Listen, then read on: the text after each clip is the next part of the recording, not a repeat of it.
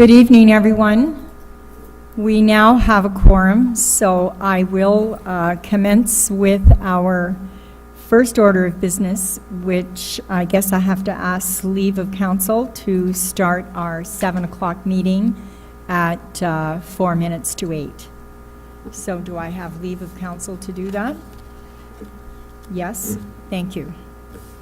Very good. So our 7 o'clock meeting was called to order. I would declare pecuniary interest at this time or when the issue comes forward. So I don't see anyone declaring. Now I would go to number 3, which is in-camera items. So in accordance with the Town of Penetanguishene's procedural bylaw 2017-86, the Council of the Town of Penetanguishene moved to an in-camera session to discuss litigation or potential litigation affecting the municipality or local board, including matters before administrative tribunals, advice that is subject to solicitor-client privilege, including communications necessary for that purpose. Do I have a mover? Councillor Lauder, seconded by Councillor Mayette. All those in favor? Thank you. So we will move into our in-camera session. Thank you.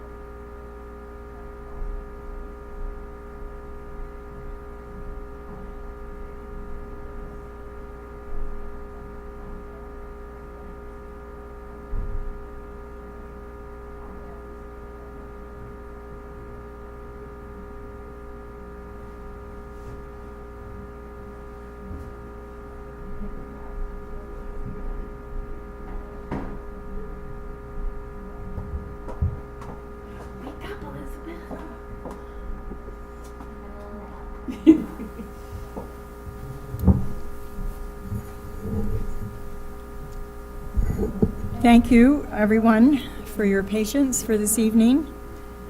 I would ask that we rise from closed session. I need a mover and a seconder. Moved by Councillor Rawson, seconded by Councillor LaRose. The reports that are listed in number 4 on our agenda, the Philip H. Jones PCP upgrades litigation update, that staff will proceed as directed in closed session. The other item, 1 Water Street, it was a verbal update, and it will just stay that way for this evening. Number 5 is question period from the media and the public. Yes, I guess I should ask for, I asked for a mover and seconder, but I didn't ask for the vote. All those in favor? Carried. Minari in closed camera session. So question period from the media and the public was none, so I asked for adjournment. Moved by Councillor Mayotte. Thank you.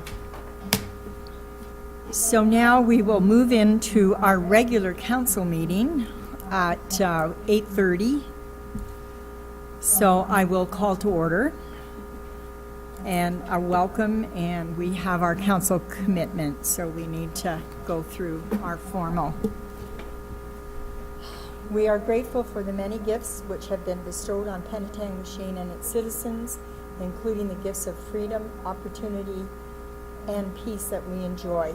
May we be worthy custodians of all that has been entrusted to us. We ask that all in attendance and those who could not be here assist us in promoting good government. May our decisions as member of council be enlightened, and may we all be strengthened in our awareness of our duties and responsibilities. May we be granted wisdom, knowledge, will, and understanding to preserve the good fortune of the town for the benefit of all, and to make good laws and wise decisions. Thank you. Our next item is approval of our agenda.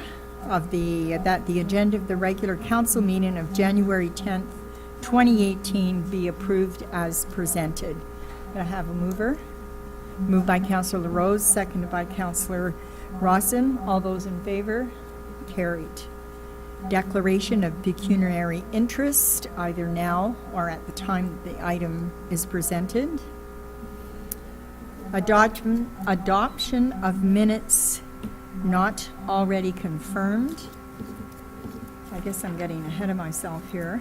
I do have, it's been moved by Councillor Lauder, seconded by Councillor Mayette, that the following minutes of council meeting be confirmed and adopted as circulated.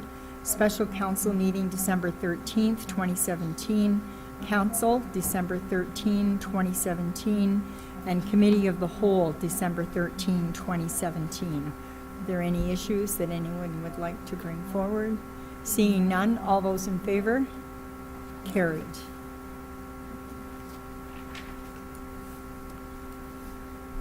Presentation and consideration of reports from Committee of the Whole.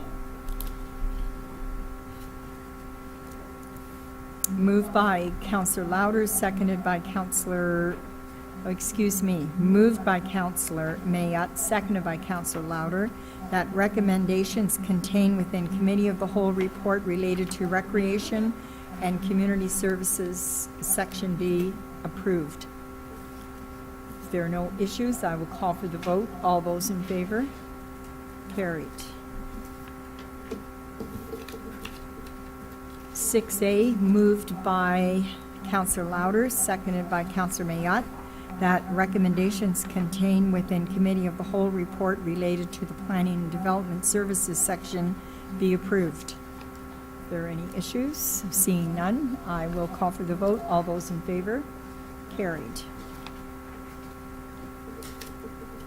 Moved by Councillor Rawson, seconded by Councillor LaRose, that the recommendation contained within Committee of the Whole report related to Transportation and Environmental Services section be approved. If there's no comments, I will call for the vote. All those in favor? Carried.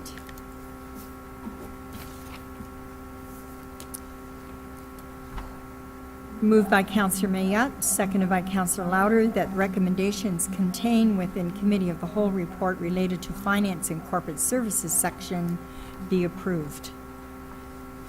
I'll call for the vote. All those in favor? Carried.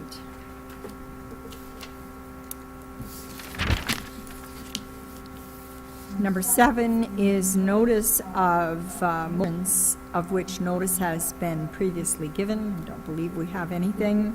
Number 8, notice of motions. 9 is consideration of bylaws. Moved by Councillor Lauder, seconded by Councillor Mayette, the Council of the Town of Penetanguishene introduce the following bylaws 2018-01, and that the bylaws be read a first time and deemed to be read a second and third time and carried. Are there any comments on that? Seeing none. All those in favor? Carried. Question period from the media and the public. Seeing none, we'll move on to announcements and inquiries. Does anyone have announcements or inquiries? Seeing none. Confirmation bylaw. Moved by Councillor Mayette, seconded by Councillor Lauder, that the confirmation bylaw 2018-02 be signed and sealed by the Mayor and Clerk. All those in favor? And I would ask for adjournment. Councillor Lauder. Is that a record, Mr. Clerk?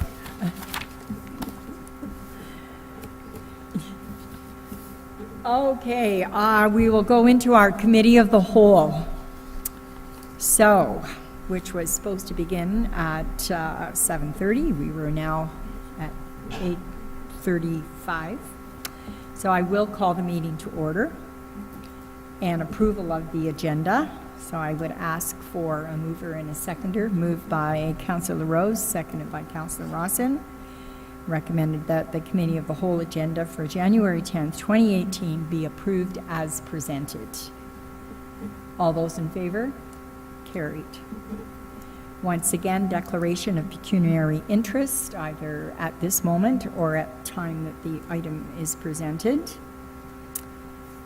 Presentation and delegations. We have two presentations here this evening. Our first one is from Sustainability Severn Sound. We have Tracy Roxburgh, who is with us this evening. So Tracy, I would ask you to come forward, and we apologize for the delay, but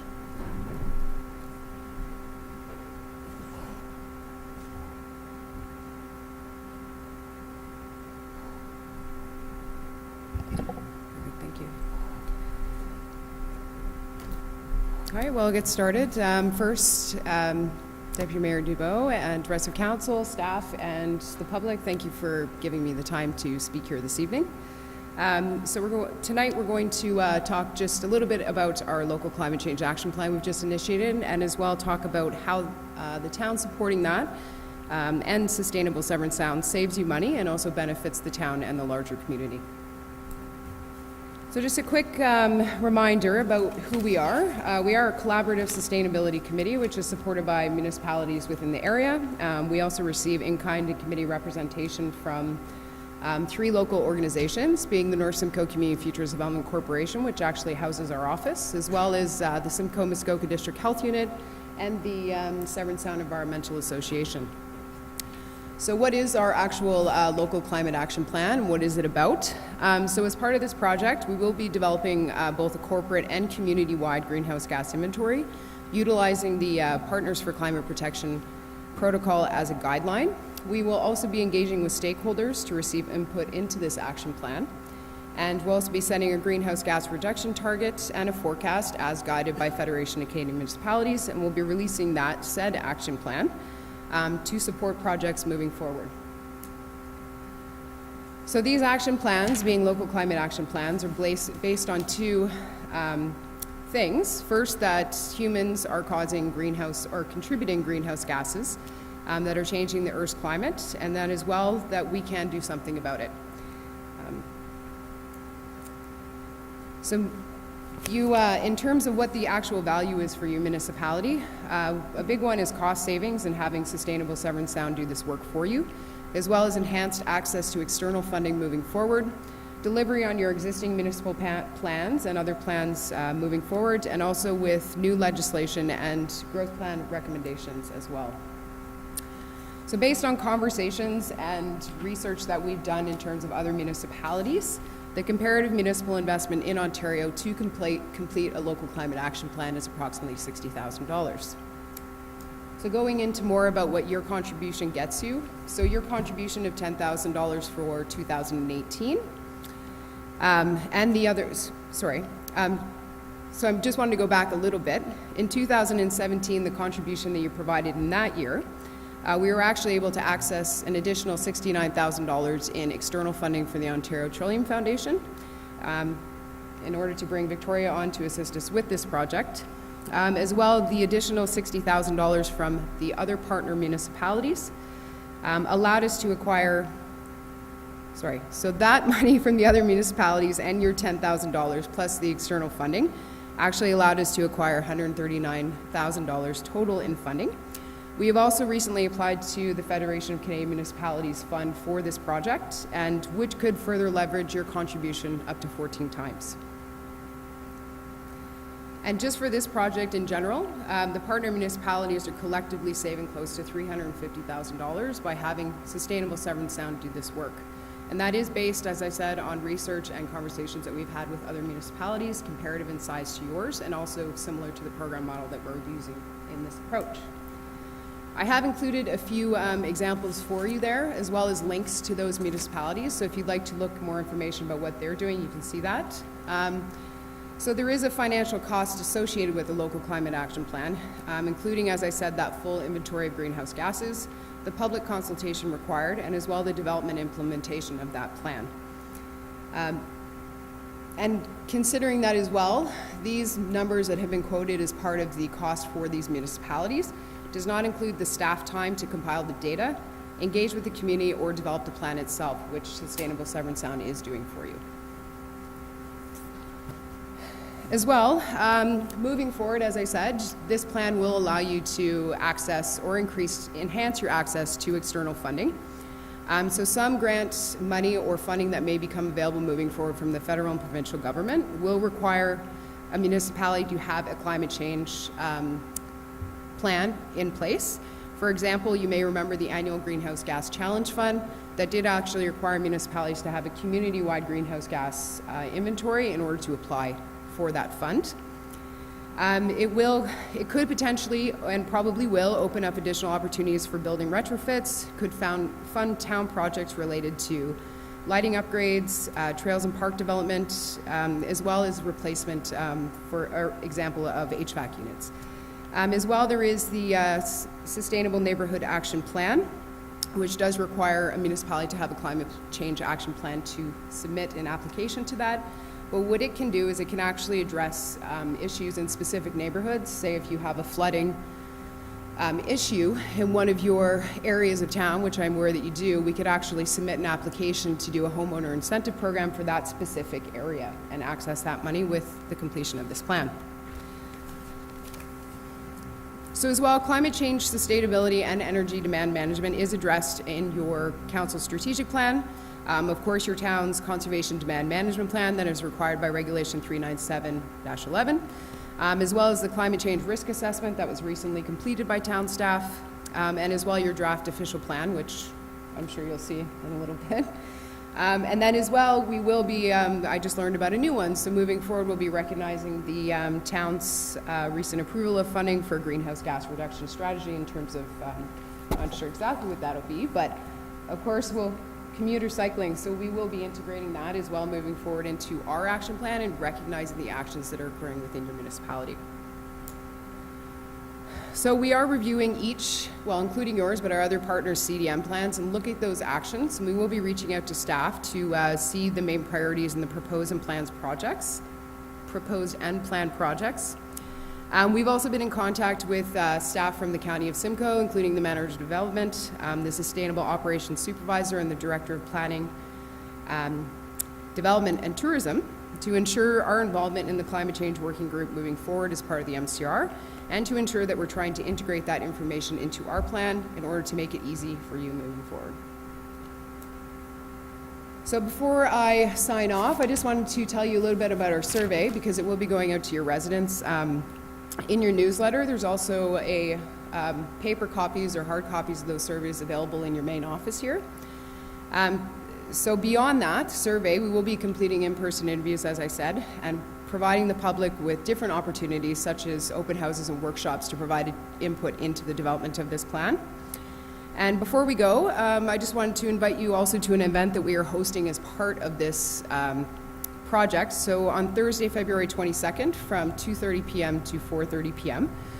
We will be hosting Dr. Diane Sachs, the Environmental Commissioner of Ontario, to speak to the value of climate action by local governments and their citizens. And we also have a representative on hand, actually from the Federation of Canadian Municipalities, to talk to municipalities about the Partners for Climate Protection program, to answer your questions and to provide examples of benefits for other municipalities who have joined this program. So that was fairly quick, but I just wanted to provide a quick overview for you. And at this time, if you have any questions, I'd be happy to answer those. Thank you very much, Tracy. It was quick, but very good program. Are there questions or comments from members of council? Councillor Lowder. Thank you, Madam Chair. Tracy, I'd like to thank you very much. I have been very, very much involved with the sustainability.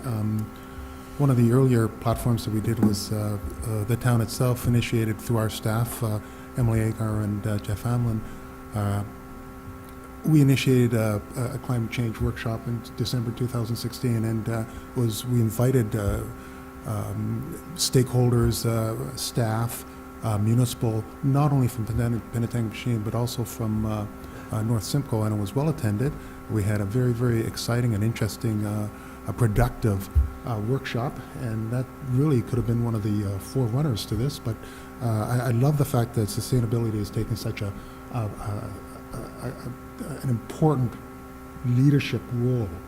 And you're doing it not only for Penetanguishene, but for all of the 7 municipalities. And that's one of the things that's leveraging the power of the 7 in order to make this really, really beneficial. What I'd like to do, I'd like to put forth a motion. Now, it's actually on the presentation, the notes that presented to us on page 11, so people can look back. Stacey, can we actually look back to page 11 here?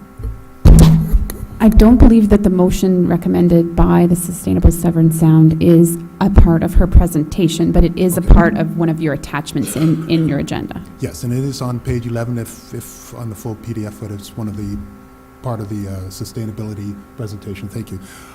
So I'd like to put forth a motion that the resolution on memo SSS-2018-01 to join the FCM-ICLEI, Local Governments for Sustainability, Partners for a Climate Protection Program from the Severn Sound, Sustainable Severn Sound Memorandum be supported by Penetanguishene Council, and that Andrea Betty be appointed as a staff representative, and a member from the elected officials representative also be appointed. So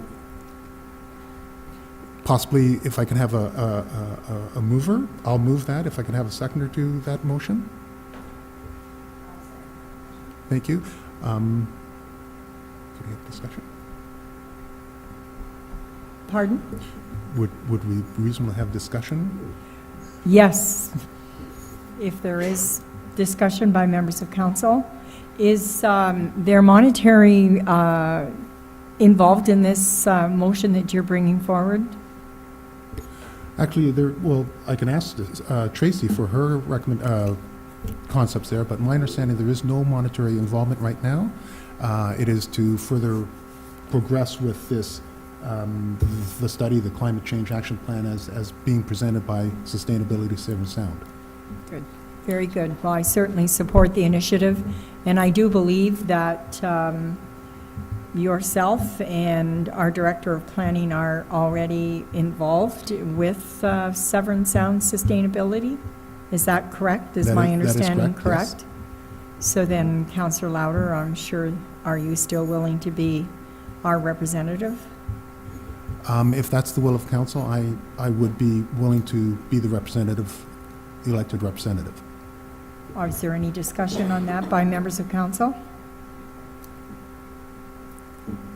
I see no discussion, so I guess your name should be added to the motion. Reading the second part of that motion, and that Andrea Betty be appointed as a staff representative, and Council M. Lauder be appointed as the elective official representative. We have a mover and a seconder? I move that. I guess we should ask Andrea, you're already involved in all of this. Is that added workload, I suppose, is the question that I would ask. Thank you very much, Deputy Mayor. You are correct. I am a member of the steering committee for the Sustainable Severn Sound, and I don't see that too much additional work on my part would be involved in participating in this group. Thank you for those comments. So we have a motion before us. We have a mover and a seconder. I will call for the vote. All those in favor? So we do. It does. We have a quorum, so it passed. Thank you. Yes, Councillor Louder. If I might just state that the FCM, our federal body, would like the motion read in full. This is to be ratified in 2 weeks' time at our council meeting, and at that point we will read the motion in full and present it properly. Thank you. Thank you. Very good. Thank you very much, Tracy, for coming forward this evening. You're doing a lot of great work, and we certainly appreciate. Thank you for your time. And may I say one more thing through? Certainly. Shall I use the term your worship in the absence of? Your chair. Chair. I just wanted to let you know that we have been working towards aligning ourselves with this program so that moving forward there will be no additional requirement or effort on behalf of the municipality beyond continuing to participate as a member as you have always done. So I just want to be clear that it's not asking you for more money or more time. It's just having that formal, written, recorded decision by council. So I hope that, I know that maybe that wasn't clear because it was attached as a report. I didn't speak to it in my presentation, but I just wanted to provide that clarity. Very good, thank you. And I will be attending the conference in Halifax with, in the spring. So if there's anything that I can bring along and contribute to this effort, and I certainly would be Yes. very pleased to do that. Thank you. Thank you, Chair, and thank you for your time again. Thank you. Thank you. We now have a presentation from our Director of Planning and Development. Andrea Betty is giving us an update on our growth and development in the town of Penetanguishene for 2017.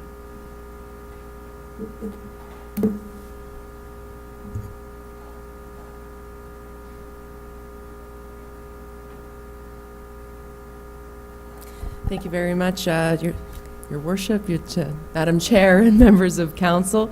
As you may recall, this has been requested that I do an annual presentation to council and committee on what projects and what we've done in the town for growth and development for 2017. So my first presentation was about January of 2017, and so this is it for the year 2018.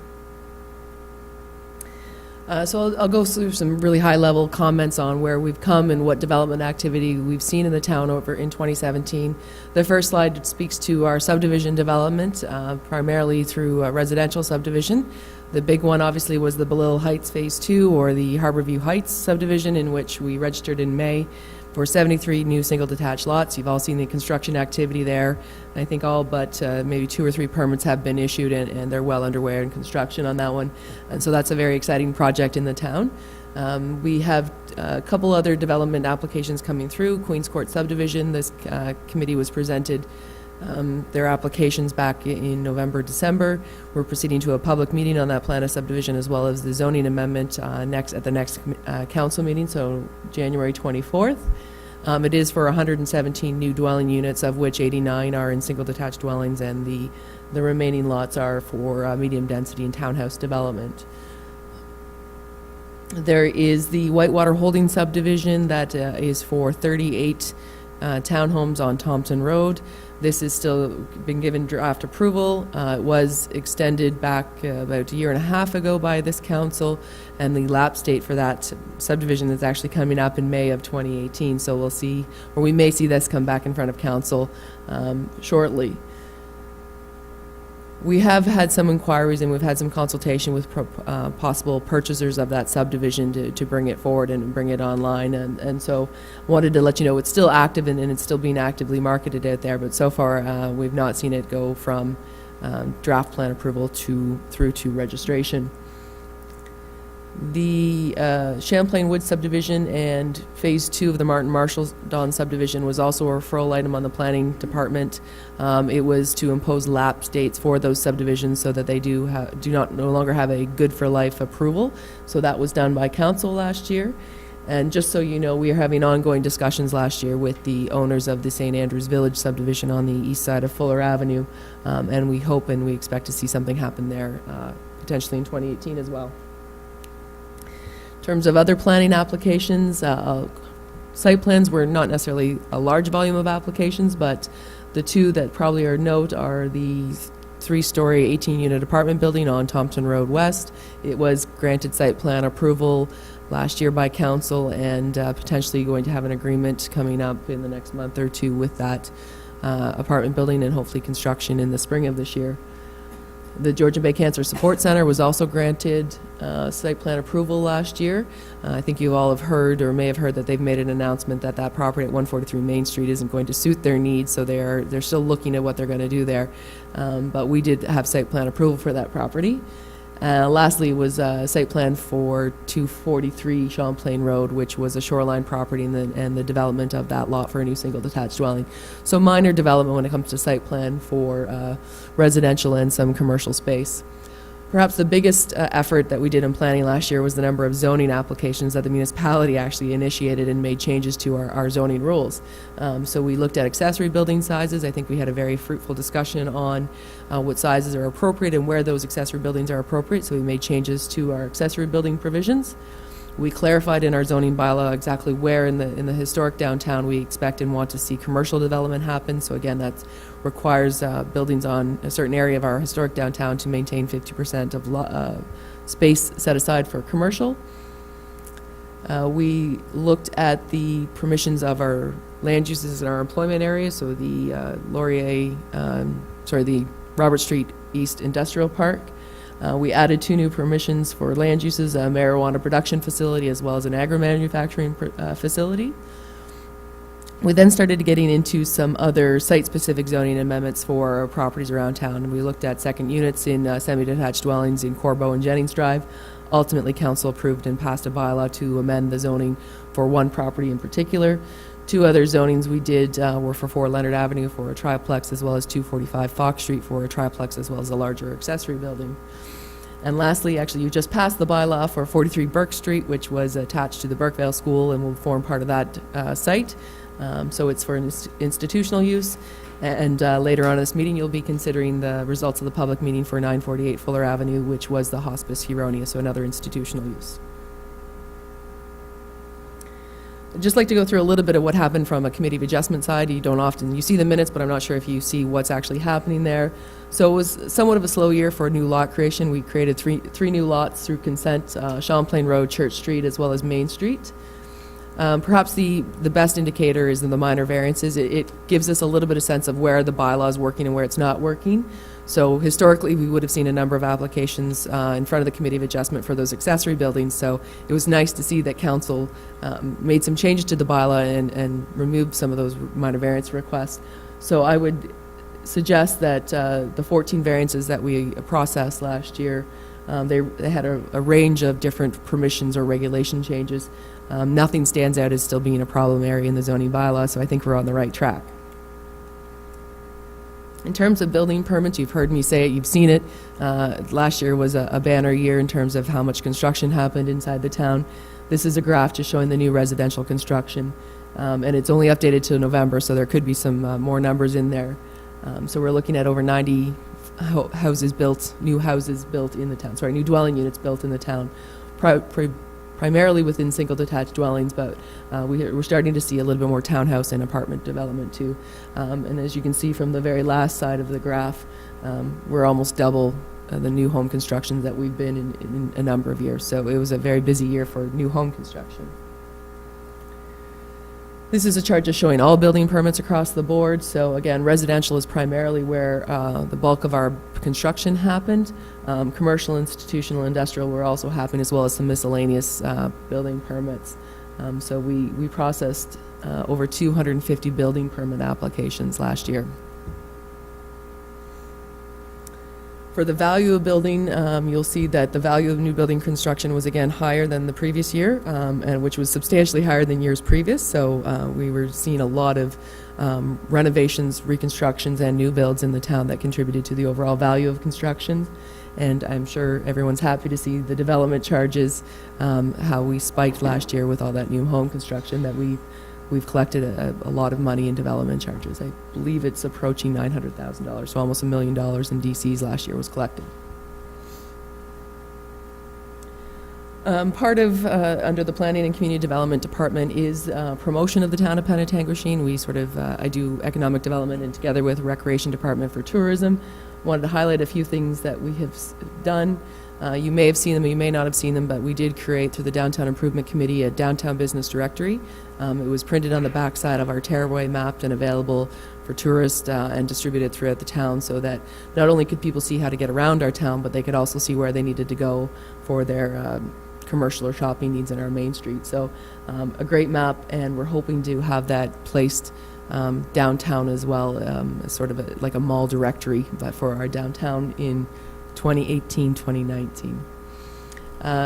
There was 2 commercials that we created, so I think you've all seen the Great Places to See commercial for the summer that featured our splash pad and our main street. I don't know how many of you have seen our new commercial. It just came out.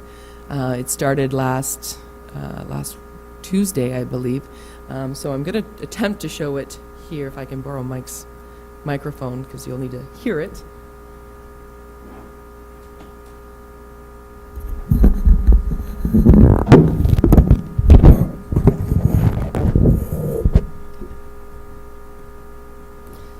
So hopefully this works. I didn't get a chance to test it first, but it is focusing on the Winterama this year for our 70th anniversary.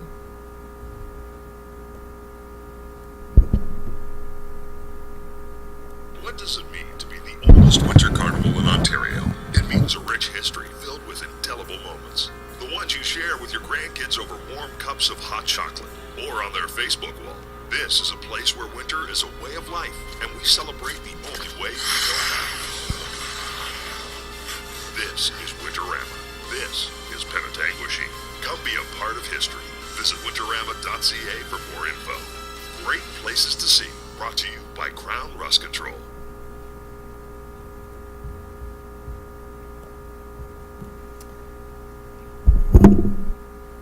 So that started airing last Tuesday. It is on the CTV news broadcast, and we're also going to be promoting that through our own social media. Again, it was to bring up, to reinforce the homecoming flavor of our Winterama this year, and the good news is it will actually run right to Winterama weekend in February. Looking ahead to 2018, just wanted to give you a sense of what's coming. So the Harbor Point Subdivision Phase 3, that's the Belle-Île Subdivision. And we know they're currently marketing lots in that Phase 3 for 2019 occupancy, so we are anticipating seeing that come forward sooner rather than later. You have not seen it, but it is in works, is the new Shoppers Drug Mart site plan application. Again, they are suggesting an early 2019 occupancy. And lastly, the Hospice Huronia site, should they get through the zoning process, they would be submitting a site plan application for the development of that site. In terms of projects or tasks that I'm looking towards in 2018 is obviously finalization of our new official plan. We're going to get there. We're going to get it approved this year. And then I have to look forward to preparing for an update to our zoning bylaw immediately following our new official plan. And lastly, something that's been on the Downtown Improvement Committee's radar, as well as I think Council's radar, is a parking study to really understand how we're using our municipal lots as well as our on-street parking to get a sense of how parking is happening in the town of Penetanguishene. So that's what to look forward to in 2018. And that's it. I'd be happy to answer any questions. Thank you very much, Andrea. Yes, Councillor Louder. Thank you very much, Madam Chair. What I'd like to suggest is, if you could, your video is up there. Do we also have the summer video that we could show it to the people, just as a reminder how great Penetanguishene is in the summer? Yeah, absolutely. I can pull it up. I think it'd be a great idea. Mike, can you pass your mic again? Oh, no, I thought. Yeah, no, it was, we did hear it. Yeah, it's a great commercial. I've seen it several times. And one in the summer was good too.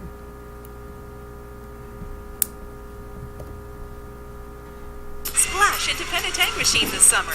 Immerse yourself in living history and see how 4 distinct cultures created this delightful community. On Main Street, spend the day hunting for that one-of-a-kind treasure. And on Friday night, stay for movies, music, and market night. Just stroll down to the waterfront park. It's easy to remember. Just say what the locals say. Living the dream in Penetanguishene.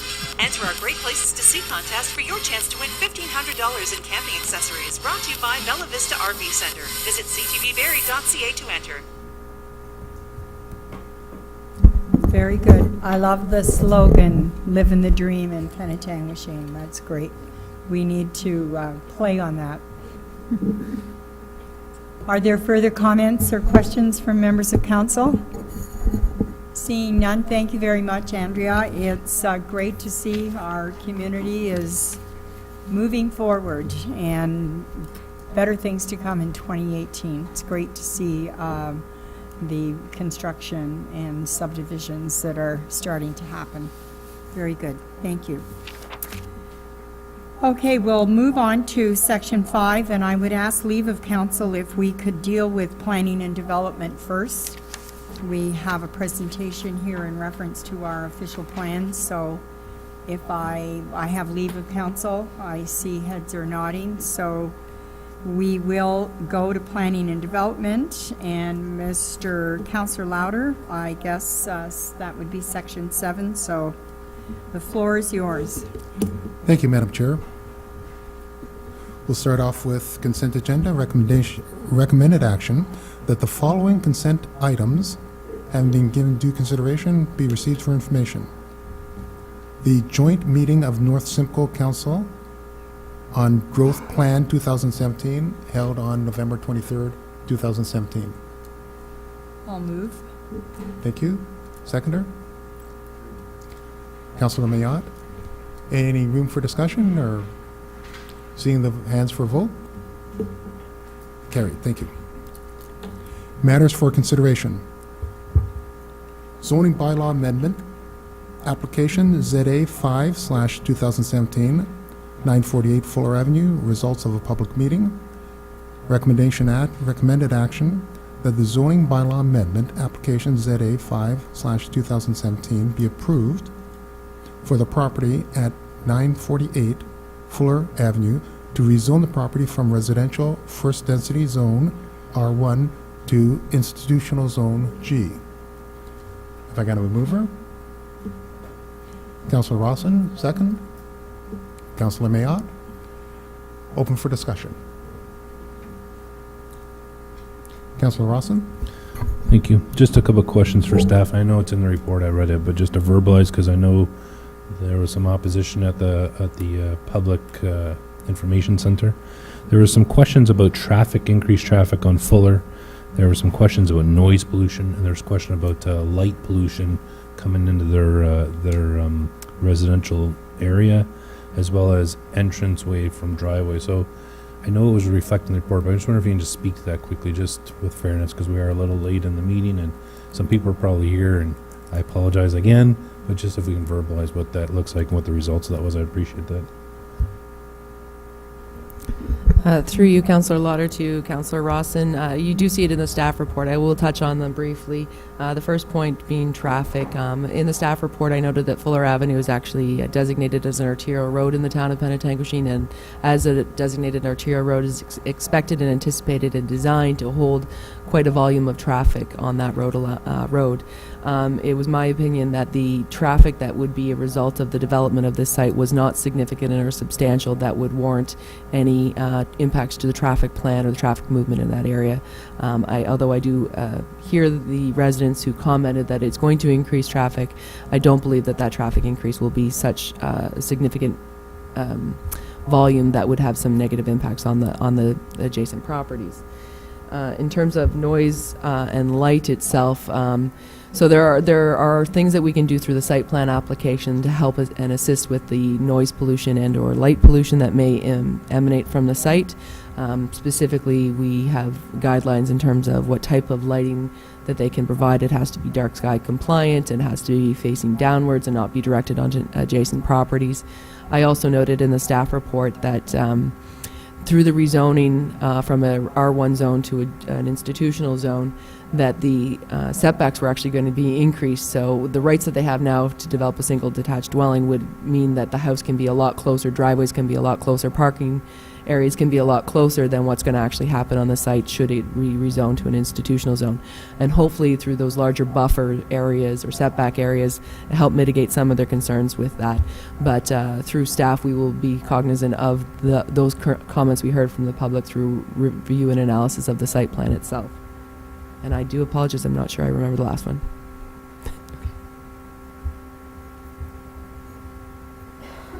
Thank you very much, Andrea. I hear what you say, and thank you very much for those comments.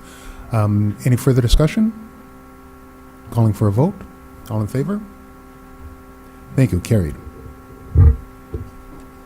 Item B2, the official plan review, final draft new official plan. Recommended action that the final draft new official plan dated December 2017 by WSP be received for information, and that the notice of a public open house under the Planning Act be provided in accordance with the regulation to consider the final draft new official plan dated December 2017 by WSP, and finally that the notice of a public meeting under the Planning Act be provided in accordance with the regulation to consider the final draft new official plan dated December 2017 by WSP. Now for this, I will call on Andrea to have a few words, but I also want to illustrate that we do have our lead consultant, Greg Bender from WSP, formerly MMM, in our attendance today, and he can certainly answer absolutely everything with respect to. I'll also say that recently the steering committee got together. All these are in the notes, but we did meet and we had a very, very, very productive conversation back and forth with the WSP group, and we're very, very pleased with the final discussions, and those illustrations and recommendations have also been presented here today. So from a steering committee standpoint, we're very happy with what we see. Andrea? Thank you very much, Councillor Lauder. I'll actually probably just turn it over to Greg right away. I don't want to steal too much of his thunder that he's got in his presentation as to what's transpired since this document was last in front of Council. I'll just summarize by saying in July of 2017, that we presented to Council a first version of the draft official plan, and so commenting period has been open till about early November or early December last year, where we did receive feedback from the public, and that's been reflected and refined in some of the new final draft official plan. So I think I'll turn it over to Greg to summarize what we heard and tell you what we've done since then. Thank you, Greg. Good evening, everyone.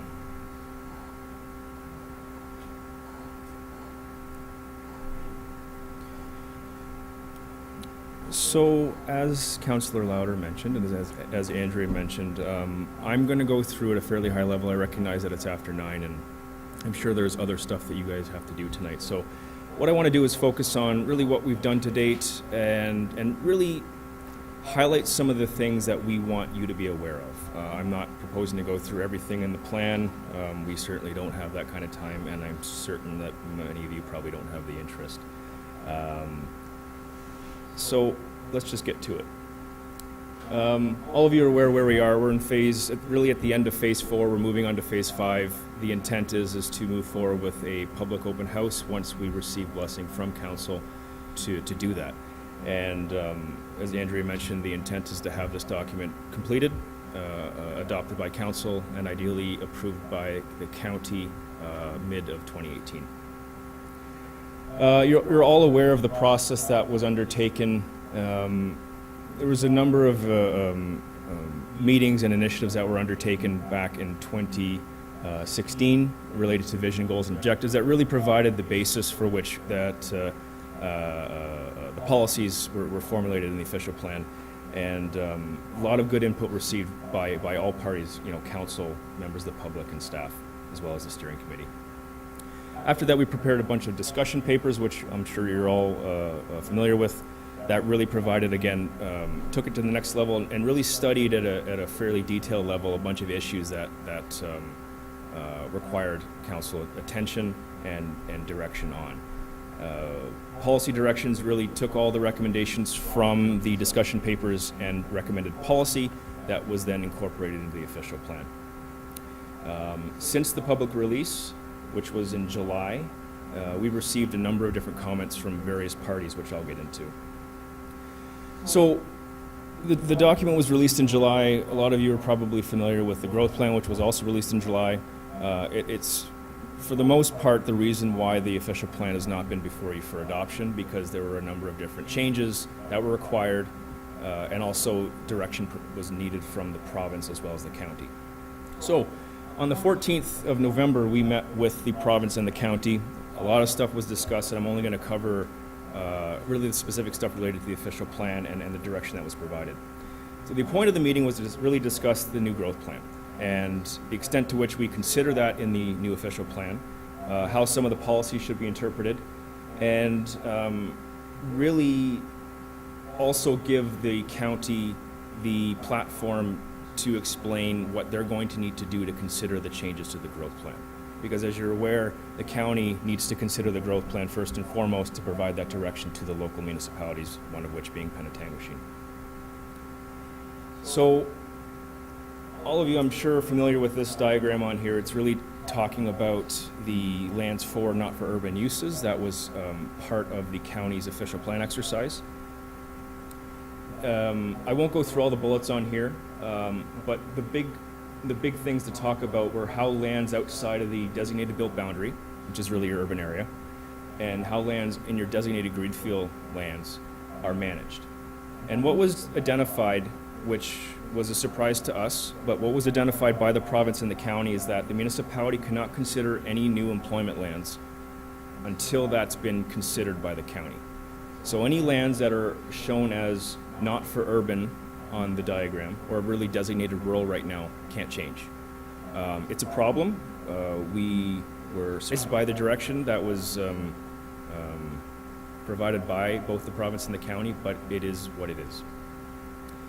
This impacts how the town considers really the impact from the natural heritage study that was approved by council and how employment lands are shown in the new plan.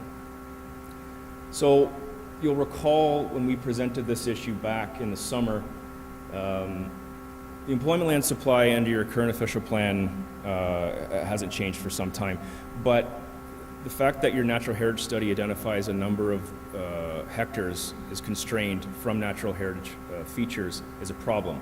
It was our opinion that you can't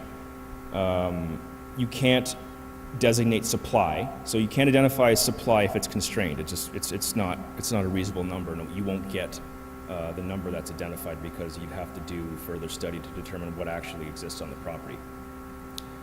So it was proposed that the town reallocate the previously identified supply. The issue is that provincial policy requires that the county first determine where the employment lands can go. So you can't, in fact, we'll just say you can, in fact, identify new lands. So while I've identified that, and we've discussed this with both the county, we've discussed and staff as well as steering committee, the issue lies is that we're of the opinion that the town would not be in a very good position if it moved forward without identifying new lands. We're not suggesting that lands be completely removed where they are constrained, but that additional lands be added and that these discussions be open with the county. The county very well might come back and say you're unable to do this because we haven't considered this, but we believe it should be a discussion point. And I'll get into that in a bit more detail. So what the county also identified was that they are going to undertake a municipal comprehensive review, and that's to undertake to study a bunch of things. And they're going to begin that in 2018, and it should take between 2 and 3 years. I think it'll take longer, but that's what they've said. And they will be working in consultation with the local municipalities. So they say it's going to take 2 to 3 years, but then there's a bunch of studies, as you can see, that they're going to have to undertake that will then be considered as part of an updated official plan for the county. You'll notice one of those is an employment strategy. So what they'll be doing is identifying where lands should be designated in each municipality in the county and where lands should be designated employment based on a number of different factors. Our thought is that by the town identifying new lands as part of this exercise, that is the town's preferred strategy. So the county may come back and say that these lands may not be appropriate for employment lands at this time, but at least it provides a strategy for the town so that when they are considered, they'll be accepted with minimal discussion in theory. So what I'm proposing to do now is go through the summary of the comments and the changes that have been made since the last draft, since you've seen the last draft. So we received 16 submissions, and it was a mix of various stakeholders. They varied between, county. We received a number of comments and very good comments from the Simcoe-Muskoka District Health Unit, landowners, various stakeholders, and planning consultants, and we'll go through those at a high level. So we heard really 3 main categories. Environmental protection, which is related to the natural heritage study that you approved. Rural lot creation. So there were a number of comments related to the fact that people were concerned that under your current official plan, you are unable to create new lots in the rural area. It's prohibited. Through discussions with members of the public, steering committee, and staff, I'll get to that, we reconsidered that approach. And then there was a number of sort of general policy suggestions, which for the most part were from the county and the Simcoe-Muskoka District Health Unit. So as I mentioned, there were changes related to the growth plan. For the most part, it was terminology and minor policy changes. It wasn't as significant as one may think because, again, a lot of the stuff has to be studied by the county first. as I mentioned, the major issue related to Policy 635, which says that you can't redesignate rural lands to something urban. An addendum to the land needs analysis is going to be issued because we anticipated that the growth numbers in the growth plan were going to be updated based on recent trends. They were not. So we're going to have to issue an addendum to our study. The natural heritage, as I mentioned, was approved by Council in July. It identifies sort of touch and no touch areas, and then areas that require further study. And we've designated those, as well as created an overlay to accommodate that. And the way the overlay works is that if anything's proposed within that overlay, a scoped EIS is required. And I'll get to that in a bit more, what that means. Actually, I can talk about it now. So the difference is that the discretion will be left with staff and potentially council as to what EIS may be required. The town could take a different approach and just require a full EIS for everything. We think that might be a bit too onerous for residents or proponents of development. When the report, the natural heritage study, was done at a desktop level, there was no ground truthing. So there may be some issues that need to be studied further, but it may require a much smaller study versus a full one, and having that discretion would allow some flexibility for members of the public who are looking to develop their properties. So as I mentioned, policies related to rural lot creation have been revised to allow, under certain circumstances and where they meet certain criteria, that rural lot creation would be permitted. Again, it's responding to the number of comments that we've received, and we feel that this is a sort of middle ground, rather than just obviously allowing for full development in the rural area, which would not necessarily be supported by provincial policy or the county. And then healthy communities is really just a general topic to support a number of different recommendations by the Muskoka District, Simcoe Muskoka District Health Unit. I don't expect you to study the land use schedules now. This is just more of a high-level discussion, just to show you what they look like. Your delineated built boundary, your urban area boundary, hasn't changed. You can't change that based on the boundary that's been shown in the growth plan. But what we have done is we've certainly made them a lot easier to read, a lot nicer looking, and you'll notice, for the most part, the big changes are really the newer employment lands that we're showing on this schedule. I can get back to this if anybody has any particular questions. So we have Schedule A, which is the land use structure. We've got 2 Schedule Bs. They're policy overlays for the most part. The reason why we have 2 is because if you made 1, it's very difficult to read. So we have Schedule B1, which is policy overlays related to environmental protection. As I mentioned, it's the environmental lands that require an EIS, a scoped EIS. You have feature study areas, which are areas that require a study prior to development. It's really, for the most part, lands owned by the municipality that could benefit from additional study to put essentially the town in the driver's seat to show what you want on the property versus being reactive. Site-specific policy areas, and then areas recognizing your existing, I struggle calling it a waste disposal site, but we've been told by the county that's what it is, essentially the stump dump. And so that a 500-meter buffer area, influence area, is required around that property. And then we have a source protection policy overlay, and this is to reflect the recent official plan amendment that was adopted and then approved by the county related to your source protection plan. And this is exactly the same as the schedule that was in the official plan amendment. Then we have a transportation network essentially showing both roads and active transportation paths, so cycling routes, trails, and then potentially future trails. Again, this just helps for showing members of the public and anybody who's reading it that that the town has gone through and thought about this and where these particular connections should be.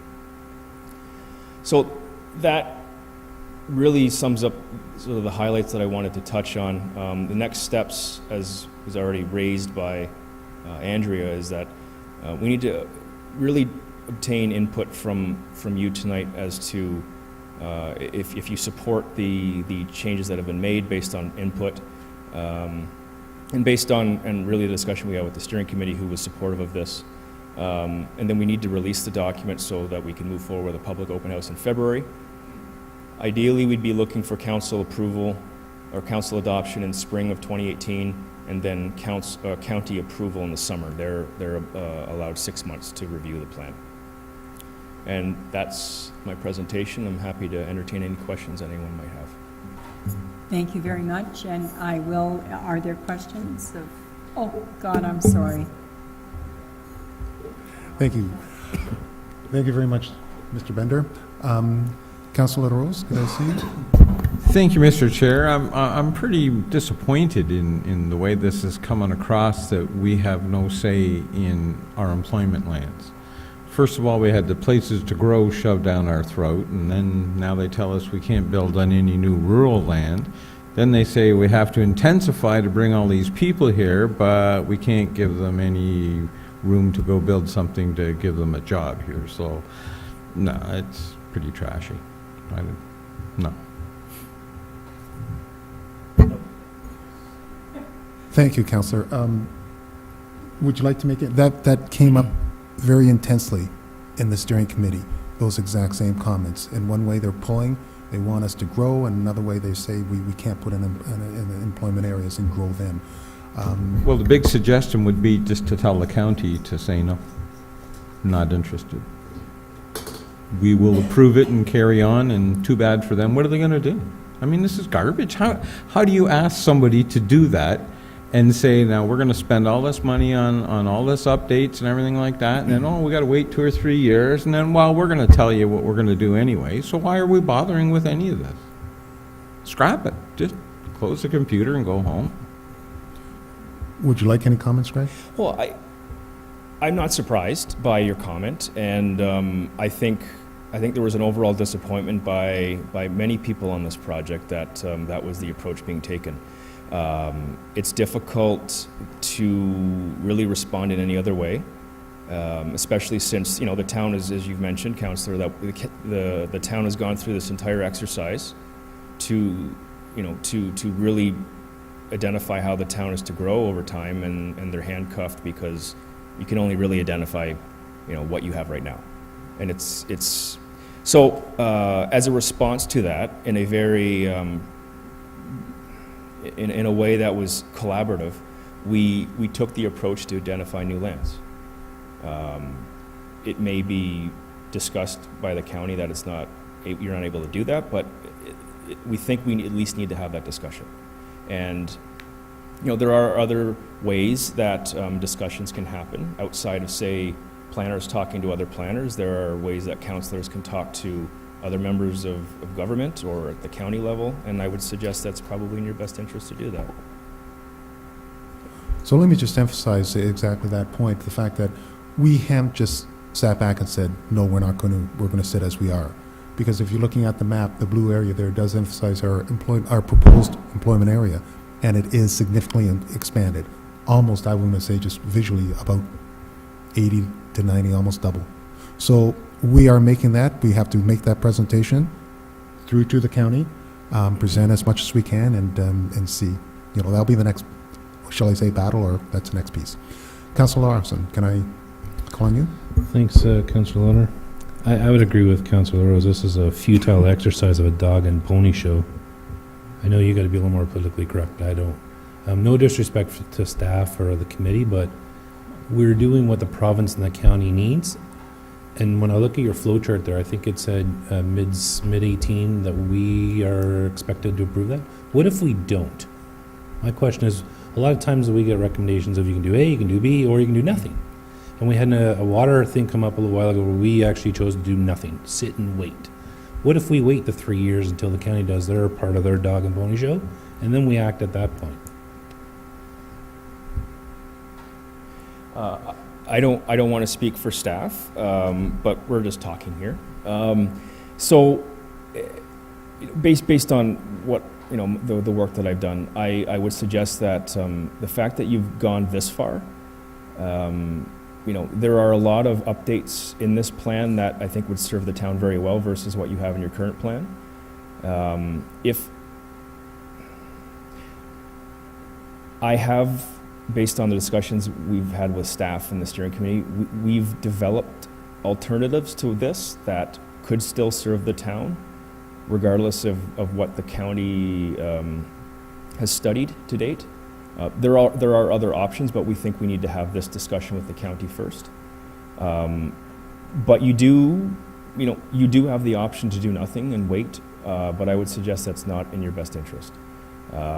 Because I think, you've gone this far, you've got a new policy structure, and I think, members of the public, I think, are expecting something based on the amount of work that's happened, but, certainly you do have that option. So for clarity, public open house is February, and the same feedback is received. What's going to change between February and spring of 18, and what is council tentatively approving? Are we approving the whole you can't build? So what council would be adopting we have the open house, and the public has very much similar things to say, that we need to be nimble and be able to accommodate growth effectively, and not just sit around and wait for the county to tell us where that growth is going to happen. What would happen is then council would adopt the final draft, and then that final draft would go to the county for approval. The county would look at the document, they would review it, and then provide comments back to the town on various proposed modifications. We don't know what those would be. They might come back and say, you need to change this, this, and this, and then they would ask for likely a meeting between staff, probably myself, and the county, to have a discussion about the proposed modifications.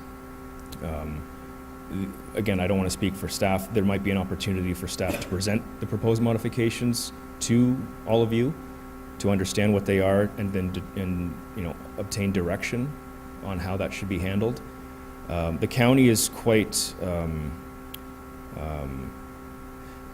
clear that they don't want to approve a plan that is not supported by council.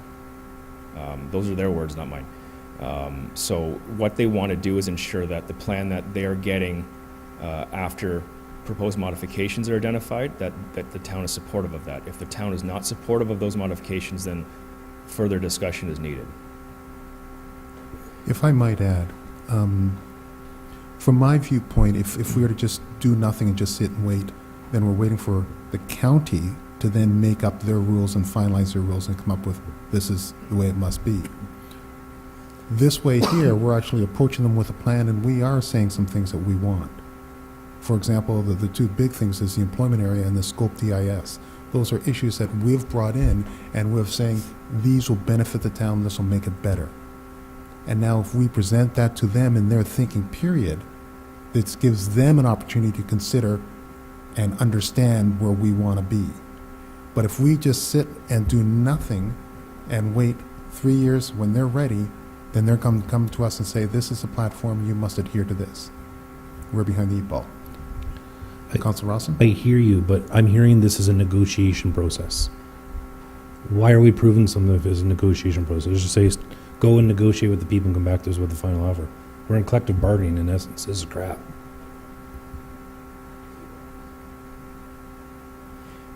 Sorry, I don't mean to interject, but by council adopting this document, this is your position. Without that, it would be very difficult, without having something supported by council, to really put forward a position. Yeah, well, I just read that to say that there can be no negotiations unless council says, go negotiate with this fact or with this report. So, okay, any further discussions? Any new areas? Andrea, if I can call on you for some words. Thank you very much, Councillor Lauder. I just wanted to speak to a couple of things. So Greg's gone over very well in the presentation, but I think what you've basically heard is when the release of the new growth plan came out, it was a new set of planning rules that the province was instituting on Simcoe County. Previously, the municipal comprehensive review was something that was done at the municipal level, and the province has now transferred that responsibility up to the province. So they've already taken that decision out of our hands. They've made that a county responsibility itself.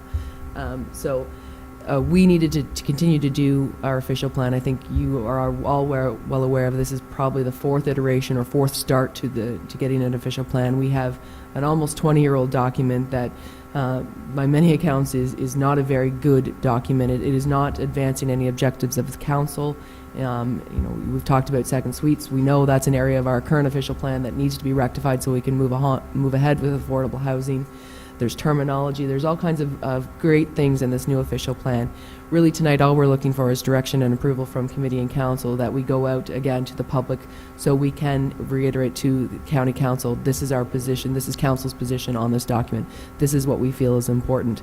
I feel to my opinion, if we do nothing, then we've again spent a lot of time, effort, and money and got nowhere, and that we're going to have to restart it all over again in 2, 3, 4, 5 years' time. And again, during those time frames, we're not going to be able to achieve any other objectives of the municipality. So we're really just looking for direction tonight to go back out to the public and make sure that we've got it right. Thank you, Andrea. Any further comments? Like to call for the vote? All in favor? Carried. Thank you. Thank you very much. And I would like to thank you, Greg, for an excellent work. Thank you.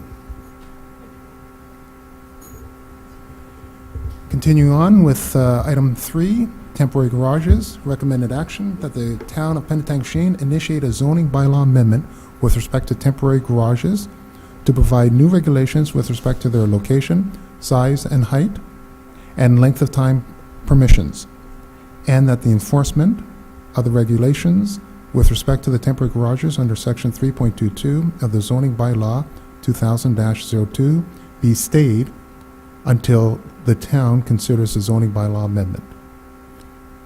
Call for a mover. Councilor Mayotte, and a second. Councilor LaRose. Comments? Deputy Mayor, thank you, please. Yes, Councillor Lauder, I wonder if I'm going to make a motion that we defer this. I think we need full council for this discussion. So I would be looking for a seconder to defer this particular item till either the 24th or at a time in the future. So defer to the next council committee of the whole? Is that your recommendation? It'll come back at our meeting. For ratification? At our council meeting. Because I really do feel it needs good discussion, and I would like to see full council discussion. So if this is approved as it's written, it will come back to council on the 24th. Madam Clerk?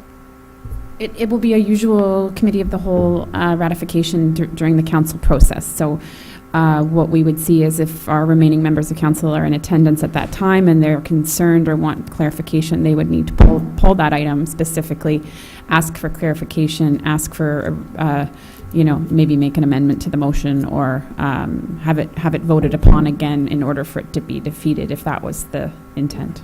Okay. Thank you. With that in mind, are you happy to continue on? Okay.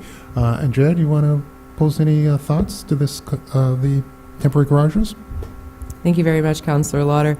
You do have my staff report as part of your agenda package. I'll touch on a couple of things.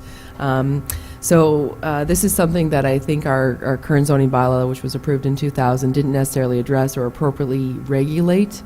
It has been an issue that's floated out there in years past. We've had complaints. We've had issues of non-compliance. We've struggled with really the enforcement action when it comes to these temporary garages. I think my report speaks to the fact that most people consider these temporary buildings, but there is some permanency to them, but there's also some value and practicality to them.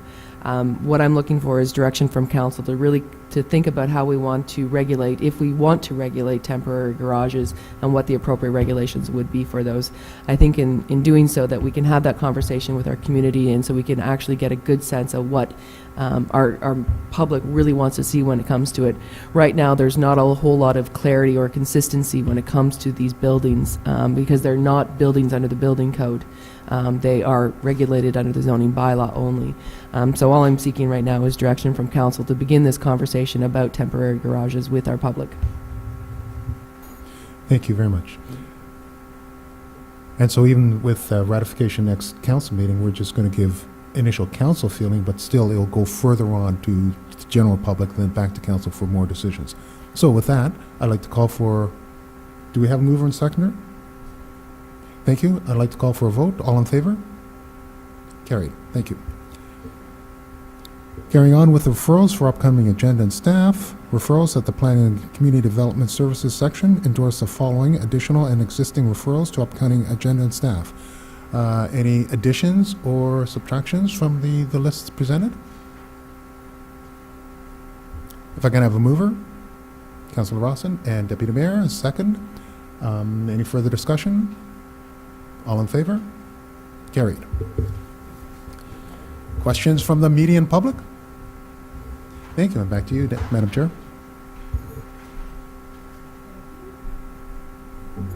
I would suggest we go back to Section A of number 5, Transportation Environmental Services.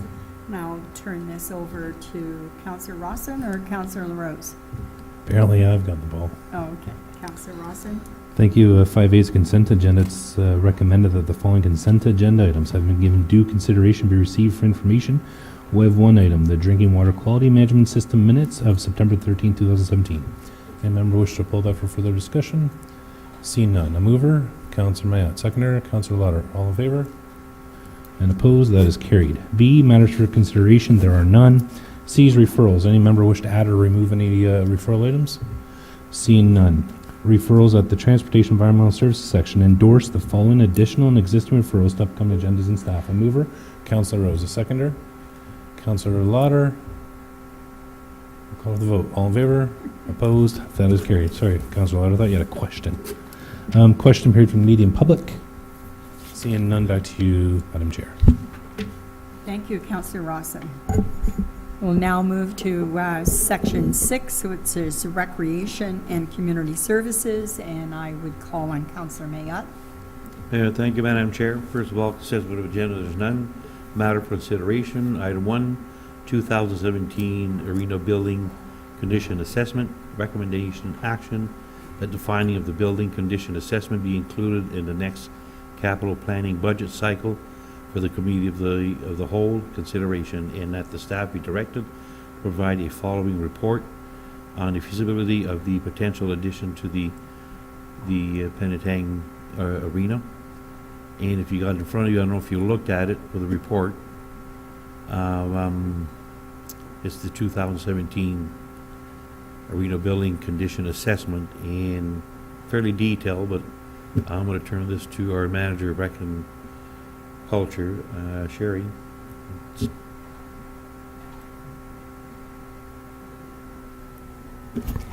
Thank you, Councillor Mayat. So just to give a brief overview of the results of the building condition assessment, essentially there are five immediate projects or components of the building that the consultant recognized as being in poor condition, and they're outlined for you in the report. Two of them have already been recognized and have been planned for in the capital budget. There's an additional study that they're recommending for some groundwater wicking that take place in the immediate future. Overall, the building condition is rated as being poor condition. However, it's right on the cusp or the threshold between poor and fair. So with a few building improvements, that would move into the fair section. Overall, there's 63 projects that have been identified with approximately $2.8 million worth of investments and upgrades to essentially keep the life cycles of all the building components going. So what I have proposed or recommending to council is that I take the results of this 100-page report and work with our facilities manager and the Treasury Department to bring back a proposal through the capital budgeting process this year to look at implementing these changes. The second part of my recommendation is that council consider the possibility of looking in addition to the current facility. So outlined in my report, which I will not go over, are 4 significant reasons why we believe we need to consider an addition. But however, staff didn't want to invest a lot of time into investigating that unless it was something that council was looking to receive more information on. Okay, floor is open for any discussion. Councillor Rawson? I actually did read this report. I had 2.5 hours in the airplane, so I read every word. I'm actually going to suggest that we defer this item because I can talk for an hour alone on this item, but I only want to bring up this one suggestion or idea. One thing that resonated in this report was a $2.8 million cost spread over 10 years to bring the arena up to a good, fair shape. The replacement cost was about $8.5 million. We've all said this table before, we don't want a new arena. If I look to Oro, and I want to look to Oro as an example. Oro spent about $2.5–3 million about 5 years ago and did a retrofit of their arena. One of the things that resonated in this report that you brought up, Sherry, was I think there are 60 or 65 projects and the staff time that's going to be comprised to do that and spreading that over a period of time. So I think us looking at having staff go back and come up with follow reports and this and that, we're overworking what we're already doing. I think we need to take some time, defer this item, and look to an option like a retrofit example that Oro did and see what we can come up and let's get the whole thing done all at once and come up with a plan to do that as opposed to stretching this out. The way I read this is we're doing the windows this year and the roof the following year and we're doing the kitchen sink the following year and the toilets the following year. Let's just look at a retrofit plan and let's do the 2.8 maybe in 2020. So my suggestion is let's not approve this in the budget cycle and let's not do this. Let's defer back and let's see what plan and project we can come up with to do a one-stop shop retrofit idea. So I'm going to move to defer. Do you have any more discussion or?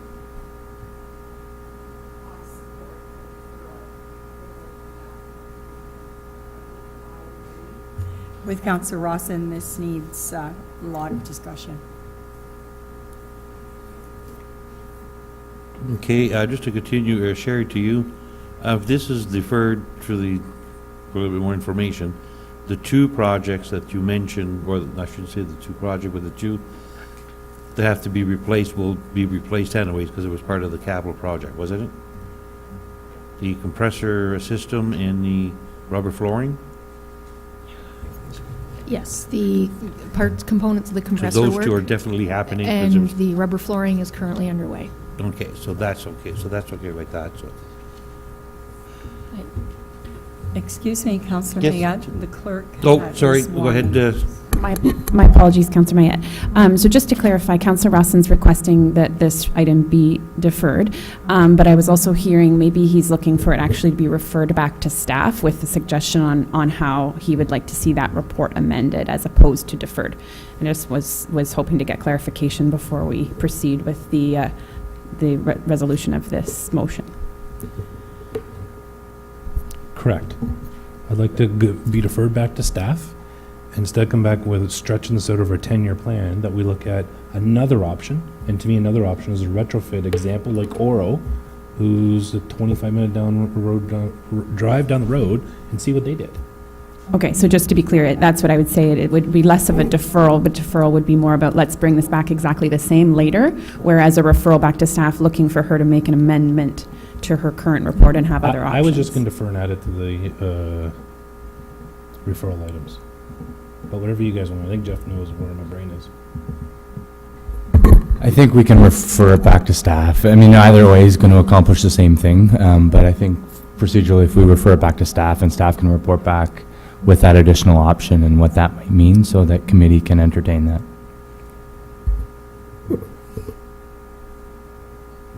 Okay, so we have a motion on the floor and a seconder. Can we read that motion to make sure everybody understands? Thank you, Councillor Mayette. It's okay to not read the motion just because the motion has been referred back to staff. So I think if we have a mover and a seconder and we can ask for a vote that council is in agreement, or sorry, committee is in agreement that that report be referred back to staff and updated regarding a retrofit, then that's what we would vote on. Okay, one more comment? Yes, please. Thank you, Mr. Chair. My thought is I totally agree with the retrofit, but at the same time, Councillor Rawson, you threw out a price of $8 million with respect to a new build, and I have no bearing. I don't know if it's 8, if it's 2, if it's $25 million. So if we're going to do a retrofit, and it doesn't have to be in the nth degree, but I'd like to have some sort of, if we're going to do a refer back to staff for further information, what I'd like to do is have some sort of information with respect to the potential of what a new building with the same qualifications of the retrofit, what you might lead to with the characteristics of the change rooms and the ice surface and the everything else, our end product, what a new building would cost. At that point, you've got things to compare, and we can make a dedicated or an informed decision. Okay, one more comment, then we're going to vote. Go ahead. Through you, Mr. Chair, just to be clear, and I believe the report speaks to it, and it was just mentioned previously, this council in May of 2016 was very clear and gave direction to the Director of Recreation of the day that they were not willing to entertain a new build. I'm a little hesitant to ask staff to go out and investigate that option without getting clear direction from council and essentially reconsidering that previous direction, particularly since, it will take some time and effort, and it was clear direction to staff back in May of 2016 that council was not willing to entertain a new build. Okay. Okay, go ahead. The 8.5 is in the report. The replacement cost is in the report. So brand new rank 8.5 is in the report. Okay, so basically we're sending it back to staff. All in favor? Okay, carried. Okay, referral for upcoming agenda and staff. A referral that the Recreation Community Service section endorse the following addition in the existing referral to the upcoming agenda and staff. Do we have any deletion? Is there anything we want to add? Going to have a mover and a seconder. Mover and seconder. Mover Doug Rawson and Councillor Rose. All in favor? Thank you. Question from the media and the public. Elizabeth? Okay, we have to ask you. And back to you, Madam Chair. Under Finance and Corporate Services, our consent agenda, we have several items, correspondence from the Simcoe Muskoka District Health Unit in reference to extreme cold event response, correspondence from MAD Canada, request for support for advertising, correspondence from the Ministry of Government and Consumer Services, Bill 59, Putting Consumers First Act, correspondence from the Association of Municipalities of Ontario, RE 2018 AMO update, correspondence from the Ministry of Finance, RE cannabis legislation, and correspondence from Too Far, Too Fast, motion of support to prevent cannabis stores from opening. Are any of these issues, does anyone like to pull any of these issues? Seeing none, I need a mover and a seconder. Moved by Councillor Mayette, seconded by Councillor Louder. No? Oh, Councillor LaRose, or yes, Councillor LaRose. Is there a discussion on any of these items? I'll call for the vote. All those in favor? Thank you. Matters for consideration of the alternate member appointment to Simcoe County Council. The recommended action that council authorize an appointment of an alternate member to Simcoe County Council for the term of council that appointed them or until their appointment by law is rescinded, or November 30th in the year of a regular election, or until such time as the alternate member's seat is declared vacant in accordance with Section 259 of the Act. And that council member appointment to this position is councillor. So I need a mover and a seconder to get this on the floor for discussion. Moved by Councillor Rawson, seconded by Councillor Louder. Discussion. Once again, yes, Madam Clerk. just to give a brief overview, because I know that this doesn't include a report, it's just essentially a motion. Just to remind everyone, this is something we discussed during our procedural bylaw conversation about an alternate member. I know we talked about a lot of things that day, and I think there was an original suggestion that we actually have 2 alternates. I did confirm with the county clerk that within the legislation that's not allowed. There's only the allowance of one alternate member. So at that meeting of our procedural bylaw, it did seem that council was interested in having a backup. This would be, again, only if for medical or other reasons the deputy mayor or the mayor were unable to attend their county meeting, and then we would have a member to be able to vote so that we didn't lose out on that potential vote if there was a sensitive matter at the county happening. If we do appoint someone, this matter would be done by appointment bylaw, and that appointment bylaw would be provided to the county clerk, to where that member would then need to be trained and imported into the system, because there's remuneration provided for anyone who makes this attendance. So it is a matter of not something that can be changed and adjusted, quickly or easily. This is something that I think the county is looking for, someone that would remain consistent till the end. What I can tell you is that what the county is seeing is that other members are providing the council member that has the highest number of votes within the election, other than the mayor and deputy mayor, are kind of being an automatic, hey, this could be the person, because they would be, but that's certainly not what has to happen. It was just something that they've suggested is happening. And again, recognizing that there's a significant number of members of council that are not in attendance today, I would completely understand if it's something that would prefer to be deferred to a meeting when more members are present. Thank you, Madam Clerk, for those comments. I think Councillor Rossitten, you had a Yeah, comment. my only question is every municipality in Simcoe doing this right now, and is there push to do this before the next term of council, like starting December 1st? Could we just wait until then to make this effective then?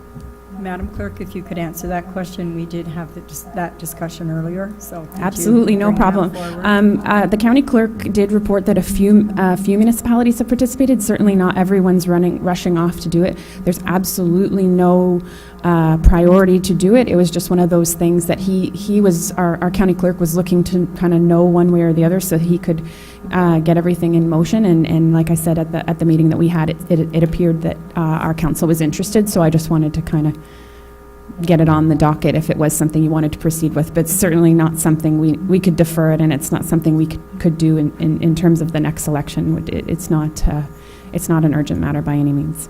But Madam Clerk, was this not something that came forward, some new legislation that came forward?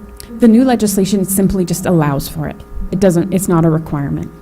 I see, thank you. Further discussion? Councillor Louder. Thank you, Madam Chair. I see this as an opportunity, because if our mayor or deputy mayor are not able to attend, at least we'd be able to send someone in their place and have a vote.